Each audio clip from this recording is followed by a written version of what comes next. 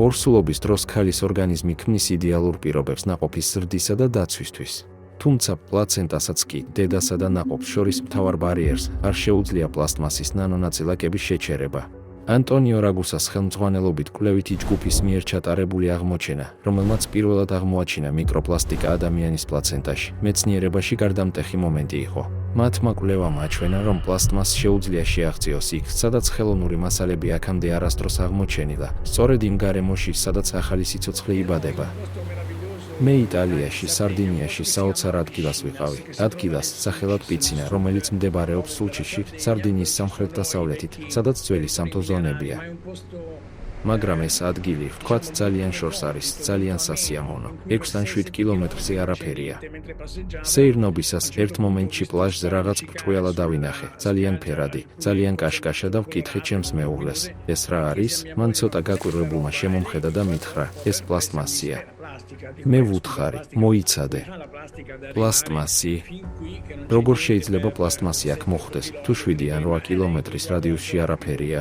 მან კიდევ უფრო გაკვირვებულმა შემომხედა მზერა, რომელიც სრულ გაუგებრობას ავლენდა და მითხრა, ეს ზღვიდანაა.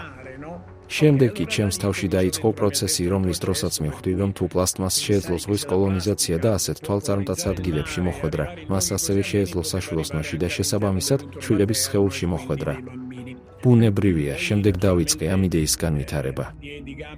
მე გინეკოლოგი ვარ, რაც იმას ნიშნავს, რომ ის, ვინც ბავშვებს ეხმარება ქვეყნად მოსვლაში. ასე რომ, პლასტმასის შესახებ ისევე ბევრი რამ ვიცოდი, როგორც ყველა სხვა გარკვეულ ეტაპამდე. მაგრამ დავიწყე კითხვა, შესწავლა და დავუკავშირდი რამდენიმე მეცნიერს, რომლებიც თავიანთ საქმიანობაში მიკროსკოპებს იყენებდნენ. კერძოდ დავუკავშირდი ძალიან ნიჭიერ პროფესორს, რომელიც იტალიის მეორე მხარეს, მარკეს რეგიონში მუშაობდა. ის რამანის მიკროსკოპს იყენებს. ეს არის მიკროსკოპი, რომელსაც შეუძლია ქსოვილის შესწავლა და იმის დადგენა, შეიცავს თუ არა ის პლასტმასის ნაწილაკებს. ახლა მას პლასტმასს ვუწოდებთ სიმარტივისთვის, მაგრამ რა თქმა უნდა, თავად ტერმინს პლასტმასი ფართო მნიშვნელობა აქვს. პლასტმასის ათობით და ათობით სახეობა არსებობს. შეიძლება ითქვას, რომ ეს არის პაწაწინა ნაჭრები, პოლიმერები, ანუ გარკვეული მასალების უსასრულოდ განმეორებადი პაწაწინა ფრაგმენტები, რომლებსაც მუდმივად ვიყენებთ ყოველდღიურ ცხოვრებაში. ჩვენ პროფესორს გაუგზავნეთ პლაცენტის ნიმუშები და მან ფანტასტიკური სამუშაო გაწია, ის იყო პირველი, ვინც მათში პლასტმასის ნაწილაკები აღმოაჩინა და ამოიცნო. 2021 წელს გამოქვეყნებულმა სტატიამ გარკვეული სკანდალი გამოიწვია, რადგან ბუნებრივია, პლაცენტაში და შესაბამისად, ჩვენს ბავშვებში პლასტმასის არსებობის იდეამ. ასე ვთქვათ, ხალხი შოკში ჩააგდო. რადგან პლასტმასი, რომელსაც ზღვაში ვპოულობთ, ზუსტად იგივე პლასტმასია, რასაც ბავშვებში ვპოულობთ. მიკრო და ნანოპლასტმასები გავლენას ახდენენ საშვილოსნოში მყოფ ნაყოფზე.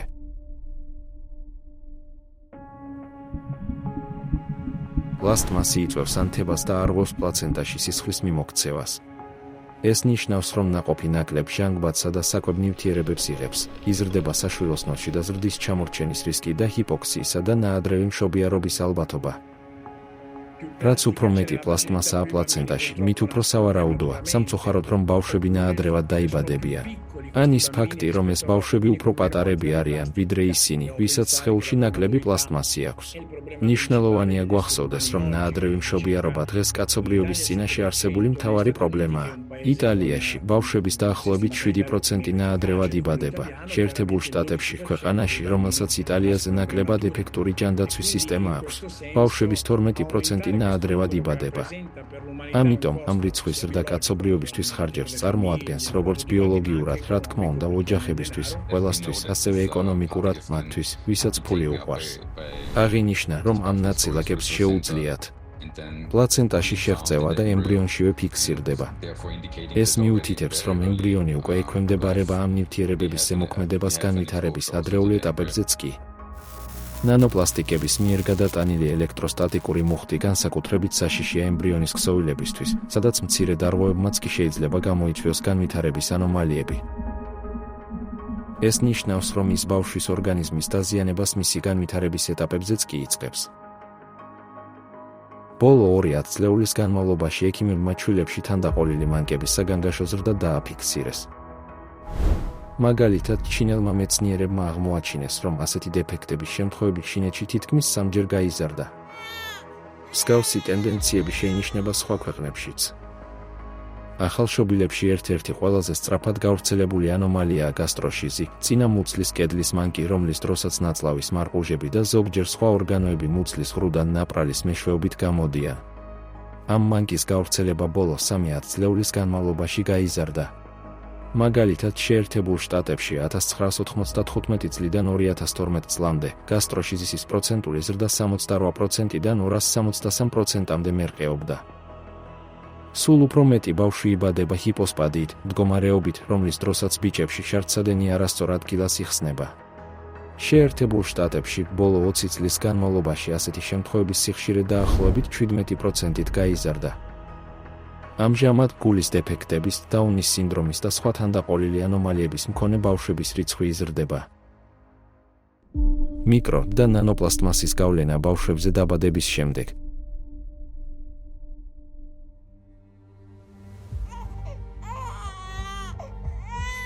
დაბადების შემდეგ ბავშვები კვლავ აგრძელებენ მიკრო და ნანოპლასტმასების ზემოქმედებას. პლასტმასის ბოთლები, ბავშვთა საკვების შეფუთვა და სათამაშოები მიკრო და ნანოპლასტმასის წყაროებია. თბილი წყლით სავსე ბოთლის შენჯრევა litrზე 16 მილიონამდე მიკროპლასტიკური ნაწილაკს გამოყოფს. ცხელი წყალი და სტერილიზაცია ამ პროცესს აძლიერებს. შედეგად, ბავშვები ყოველდღიურად მილიონობით მიკროპლასტიკური ნაწილაკისა და ტრილიონობით ნანოპლასტიკური ნაწილაკის ზემოქმედებას განიცდიან. მეცნიერებმა მიკროპლასტიკა დედის რძეშიც კი აღმოაჩინეს. კვლევის შედეგებმა აჩვენა, რომ ჩვილებისთვის ამ ყველაზე სასარგებლო კვების წყაროს ნიმუშების თითქმის 40% უკვე შეიცავს საშიშ მიკროპლასტმასს. მეტაბოლიზმისა და სუნთქვის უფრო მაღალი სიჩქარის გამო, ბავშვები სხეულის წონის ერთეულზე მეტ ჰაერს, წყალსა და საკვებს მოიხმარენ, ვიდრე მოზრდილები, ამიტომ მათი სხეული დაბინძურების იმავე დონის შემთხვევაში მიკროპლასტმასის უფრო მაღალ დოზას იღებს. გარდა ამისა, ბავშვთა ორგანიზმში დამცავი ბარიერები ჯერ კიდევ სრულად არ არის განვითარებული. ეს ნიშნავს, რომ პლასტმასის ნაწილაკები უფრო ადვილად აღწევენ ქსოვილში და გროვდებიან უფრო მაღალი კონცენტრაციით. მაგალითად, 2 წლამდე ასაკის ბავშვებში ეთმოიდური ძვალი ჯერ კიდევ ბოლომდე ჩამოყალიბებული არ არის და მისი ღიობები უფრო ფართოა, რაც ხელს უწყობს პლასტიკური ნაწილაკების შეღწევას ნოსვითი ნერვების მეშვეობით პირდაპირ ტვინში. პლასტმასი მავნებელია. ეს პირველ რიგში ბავშვებს აზიანებს. ერთ-ერთ სამეცნიერო ნაშრომში, რომელმაც აჟიოტაჟი გამოიწვია და ფართოდ იქნა ციტირებული, ჩვენ მათ კიბორგ ჩვილებს ვუწოდებთ, რადგან ისინი შედგება როგორც ორგანული, ასევე არაორგანული მასალებისგან, როგორიცაა პლასტმასი. ეს ბავშვები ზომით პატარები არიან და როგორც წესი, უფრო პატარა ტვინი აქვთ, ვიდრე ტიპიური ბავშვები და მხოლოდ რამდენიმე მათგანს აქვს პლასტმასის დაგროვების უფრო დაბალი დონე, მიუხედავად იმისა, რომ პლასტმასი ყველგან არის გავრცელებული. მიკრო და ნანოპლასტმასების, ასევე ბისფენოლებისა და ფტალატების ელექტროსტატიკური მუხტი ბავშვების ენდოკრინულ და რეპროდუქციულ სისტემებს რისკის ქვეშ აყენებს. ეს ნივთიერებები არღვევს ბავშვების რეპროდუქციული ორგანოების განვითარებას, რამაც შეიძლება ზრდასრულ ასაკში უნაყოფობა გამოიწვიოს. მეცნიერების პროგნოზების გათვალისწინებით, რომ 2045 წლისთვის კაცობრიობა შესაძლოა ფართოდ გავრცელებული უნაყოფობის წინაშე აღმოჩნდეს, გამოდის, რომ 2020 წლის შემდეგ დაბადებული ბავშვები ნაკლებად სავარაუდოა, რომ საკუთარი შვილები ეყოლებათ. ორი პატარა ქალიშვილი მყავს და პირადად მე ამ ყველაფერის მოსმენა მაშინებს. ჩვენ ბოლომდე არ გვესმის ჩვენი შვილების მიკრო და ნანოპლასტმასების ზემოქმედების კატასტროფული შედეგები, ან როგორც დოქტორმა რაგუზამ თქვა, ისინი უკვე კიბორგ ბავშვებად იქცნენ. ჩვენ მხოლოდ ახლა ვიწყებთ ამ რეალობის მასშტაბის გააზრებას. გულდასაწყვეტია ამ პატარა ბავშვების ყურება და იმის გაცნობიერება, რომ შესაძლოა მომავალში მათ საკუთარი შვილები აღარასდროს ეყოლოთ, რომ მათი სიცოცხლე უკვე საფრთხეშია. იმუნური სისტემაც რისკის ქვეშაა. ბავშვის იმუნური სისტემა ჯერ კიდევ სწავლობს საკუთარი თავისას და უცხოს გარჩევას. მიკროპლასტმასმა შეიძლება დაარღვიოს ეს განლაგება, გამოიწვიოს ალერგია, ეგზემა, საკვების აუტანლობა და აუტოიმუნური დაავადებებიც კი. ma ha anche conseguenze nel lungo termine, cioè altera i meccanismi. თუმცა ამას ასევე აქვს გრძელვადიანი შედეგები, რაც ცვლის ეპიგენეტიკურ მექანიზმებს, რაც იწვევს უჯრედულ პროგრამირებას, რაც იწვევს დაავადებებს, რომლებიც ვლინდება ზრდასრულ ასაკში, როგორც წესი 40-50 წლის ასაკში. E queste malattie sono malattie che in questo momento და ეს დაავადებები ამჟამად დამანგრეველია, ან ნაკლებად დრამატული ტერმინით ანადგურებს ჩვენს სამყაროს. ესენია ეგრეთ წოდებული არაგადამდები დაავადებები, სიმსუქნე, ჰიპერტენზია, დიაბეტი და მეტაბოლური სინდრომი. ბავშვის ტვინი განსაკუთრებით დაუცველია სიცოცხლის პირველ წლებში, რადგან ნერვული სისტემა აქტიურად ვითარდება ამ დროს, ნეირონები იბადება და მათ შორის რთული კავშირები მყარდება. თუმცა ელექტროსტატიკურად დამუხტულ ნანოპლასტმასს შეუძლია ამ დელიკატური პროცესის დარღვევა. ისინი იწვევენ ანთებას, აზიანებენ მოუმწიფებელ ნერვულ უჯრედებს და ხელს უშლიან მათ განვითარებას. შედეგად მეხსიერება, ყურადღება და სწავლა უარესდება და ვითარდება ემოციური არასტაბილურობა. დროთა განმავლობაში ეს შეიძლება გამოვლინდეს შფოთვაში, სწავლის სირთულეებსა და აგრესიულ აფეთქებებში. გარდა ამისა, კვლევები მიუთითებს პოტენციურ კავშირზე მიკრო და ნანოპლასტმასების ზემოქმედებასა და აუტიზმის სპექტრის აშლილობების განვითარებას შორის. იმის გათვალისწინებით, რომ დამუხტული მიკრო და ნანოპლასტმასების მიერ ორგანიზმში გამოწვეული ზიანის ფართო სპექტრი შეიძლება იყოს, შესაძლოა, სწორედ ამ პლასტმასებს მიაქციონ მეცნიერებმა უფრო მეტი ყურადღება აუტიზმის სწრაფი ზრდის მიზეზების შესწავლისას.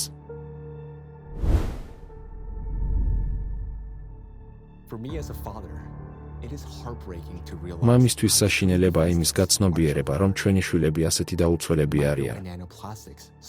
მიკრო და ნანოპლასტიკები ბავშვებზე გავლენას ჩასახვის მომენტიდან იწყებენ, საშვილოსნოში რჩება და დაბადების შემდეგაც გრძელდება.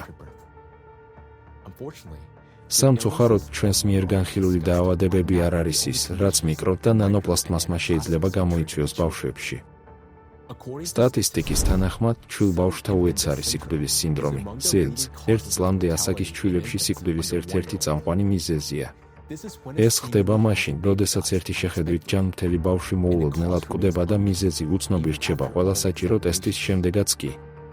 ასეთი ტრაგედიების რიცხვი სწრაფად იზრდება. მაგალითად, შეერთებულ შტატებში მათი რიცხვი 2020-დან 2022 წლამდე 12%-ით გაიზარდა. წარმოუდგენლად საშიშია, როდესაც ბავშვის დაცვის არანაირი გზა არ არსებობს. მიკრო და ნანოპლასტიკა და ჩვილ ბავშვთა უეცარი სიკვდილის სინდრომი.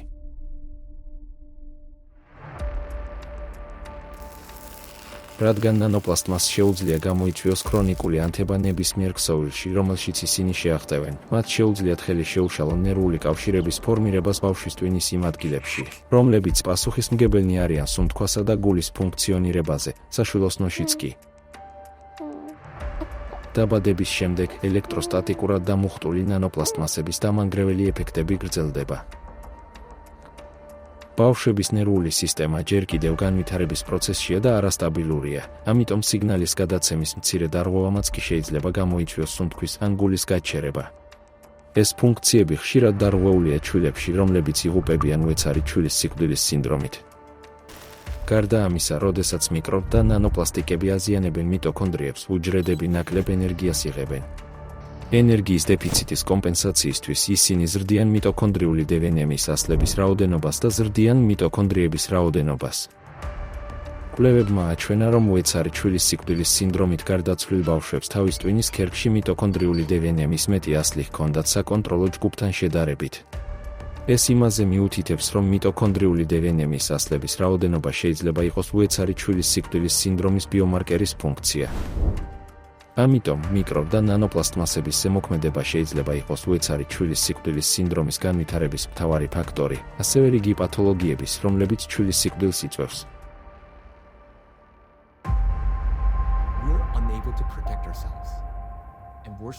ჩვენ არ შეგვიძლია დავიცვათ თავი მიკრო და ნანოპლასტიკების ზემოქმედებისგან, არა მხოლოდ საკუთარი თავი, არამედ რაც ყველაზე საშინელია, ჩვენი შვილებიც. სამწუხაროდ, თანამედროვე დიაგნოსტიკური აღჭურვილობა, რომელსაც შეუძლია ზუსტად განსაზღვროს ავადმყოფობისა და სიკვდილის რეალური მიზეზები, ყველგან არ არის ხელმისაწვდომი. and may accelerate their progression. მიუხედავად ამისა, დღეს დიდი ალბათობით, ნანოპლასტიკა მონაწილეობს მრავალი პათოლოგიის განვითარებაში და შეუძლია დააჩქაროს მათი პროგრესირება. Of micro-nanoplastic particles precisely in the იშვიათ შემთხვევებში, როდესაც ჩატარდა დაზიანებული ორგანოებისა და ქსოვილების დეტალური სიკვდილის შემდგომი გამოკვლევები, ამ ადგილებში აღმოჩენილია მიკრო და ნანოპლასტიკური ნაწილაკების მნიშვნელოვანი რაოდენობა, მაგალითად, ტვინის ქსოვილში, ათეროსკლეროზულ ფოლაკებში, ავთვისებიან სიმსივნეებსა და სხვა პათოლოგიურ წარმონაქმნებში. are carried out only in isolated cases. ამასობაში მილიონობით ადამიანი იღუპება და ორგანიზმში ნანოპლასტიკის არსებობის ასეთი ტესტები მხოლოდ იზოლირებულ შემთხვევებში ტარდება. Required to reliably detect micro and არსებობს ორი ძირითადი მიზეზი. პირველი, ბევრ ლაბორატორიას არ აქვს აღჭურვილობა, რომელსაც შეუძლია საიმედოდ დაადგინოს მიკრო და ნანოპლასტიკური ნაწილაკების არსებობა. მეორეც, ექიმები და მკვლევარები იშვიათად განიხილავენ იმის შესაძლებლობას, რომ ამ ნაწილაკებმა შეიძლება გავლენა მოახდინონ დაავადებების განვითარებაზე ან შედეგზე. factor. შედეგად, სამედიცინო ანგარიშებში კვლავ ნაცნობი დიაგნოზებია მოყვანილი, მიუხედავად იმისა, რომ შესაძლოა ისინი მალავენ ფაქტორს, რომელზეც ჯერ კიდევ სათანადო ყურადღება არ მიუქცევიათ, მიკრო და ნანოპლასტმასების ზემოქმედება ორგანიზმზე. But the impact of მესმის, რომ ჩვენი გამოძიების ეს ნაწილი თქვენთვის რთული მოსასმენი იყო. დამიჯერეთ, ეს ჩემთვის, როგორც მამისთვისაც რთული იყო. one that remains თუმცა მიკრო და ნანოპლასტმასების ჩვენზე ზემოქმედება არ არის ისეთი რამ, რაზეც თვალის დახუჭვა შეგვიძლია. every day. ეს არის უზარმაზარი კრიზისი, რომელიც უკვე დაწყებულია. ის დიდი ხანია შეუმჩნეველი დარჩა, რადგან ეს საფრთხე ჩუმად შიგნიდან მოქმედებს. Continues to increase. ყოველ დღე და მე არ ვსაუბრობ ერთ წელზე ან თვეზე, არამედ ყოველ დღე, მიკრო და ნანოპლასტმასების რაოდენობა იზრდება. Eventually დიდი პლასტმასები მუდმივად იშლება უფრო პატარა ნაწილაკებად. in the air. ეს ნაწილაკები საბოლოოდ ჩვენს ორგანიზმში ხვდება საკვებისა და წყლის მეშვეობით, რომელსაც ვჭამთ, ასევე ჰაერის მეშვეობით, რომელსაც ვსუნთქავთ. Of nanoplastic. ეს ნიშნავს, რომ ყოველი კვებით, წყლის ყოველი ხლუპით და ყოველი ჩასუნთქვით, ჩვენ ვითვისებთ ნანოპლასტმასის უზარმაზარ რაოდენობას და ისინი იწყებენ თავიანთ დამანგრეველ ეფექტებს. And this მათი ნეგატიური გავლენა უჯრედებზე პროპორციულად იზრდება მათი დაგროვებისას და ეს უდავო სამეცნიერო ფაქტია. micro-nanoplastic კიდევ უფრო საგანგაშოა ის, რომ ოკეანეებში უკვე დაგროვდა საკმარისი მიკრო და ნანოპლასტიკა მთელი biosphეროს, მათ შორის კაცობრიობის გასანადგურებლად, სულ მცირე სამჯერ. when we hear about threats როდესაც ამ მასშტაბის საფრთხეების შესახებ გვესმის, ჩვენი ინსტინქტური რეაქციაა მათგან თავის დაღწევის მცდელობა. understand that. და მე მესმის ეს სურვილი. Response is ლოგიკური ჩანს, რომ მთლიანად ამოიღოთ პლასტმასი თქვენი ცხოვრებიდან ან, კიდევ უკეთესი, წაიყვანოთ თქვენი ოჯახი და გადახვიდეთ პლანეტის რომელიმე ხელუხლებელ კუთხეში. would that მაგრამ მოაგვარებს ეს პრობლემას. სად შეგიძლიათ საერთოდ გაქცევა მიკრო და ნანოპლასტმასისგან თავის დასაღწევად?